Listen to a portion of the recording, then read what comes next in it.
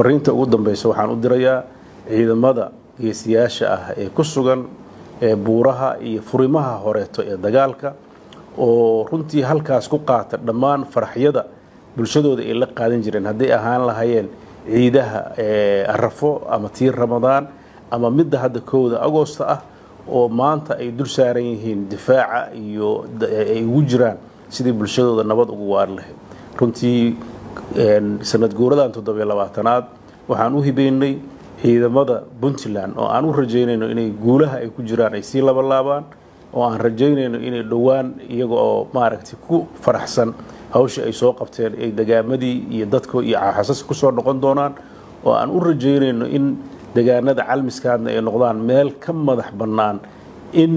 ururo argagixisa ay dad dawladnimada ka soo horjeeda ay ku noolaadaan shacabka deegaanadaas halka deegaanna waxaan u rajeynaynaa inay deegaanadii ay oo nabad ah ay ku naaloon doonaan waxay dawladdu ballan qaadi doontaa dhammaan adeegyo bulsho ee dawladnimada ee halkaas ka burburay muddadii argagixisada joogtay in dib loo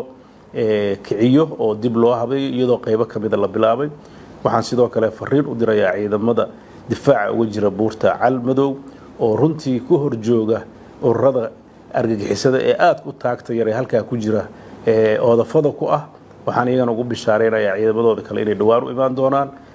hawshaasna ay noqon doonto hawl iyaguna ay ka nastaan difaaca adag ee muddada dheer ku jireen waxaan u rajeynayaa dadka reer Puntland meel kasta oo joogaan nabad xasilooni barwaaqo iyo in ay noqdaan dad nanahooda ka taliyo oo isku duuban oo mustaqbalkooda si midaysan uga taliya dawladda Puntland waxay ballan qaadaysaa iyada iyo dhammaan hay'adaha kala duwan ee dawladda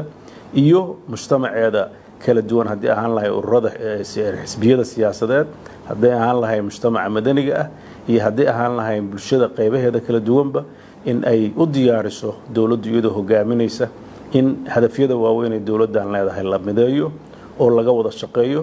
dalka Soomaaliyeedna aragti midaysan laga yeesho sidii gacan looga geysan lahaa mustaqbalka Puntlandna dhidabada looga aasi lahaa aad baad u mahadsantiin wassalaamu calaykum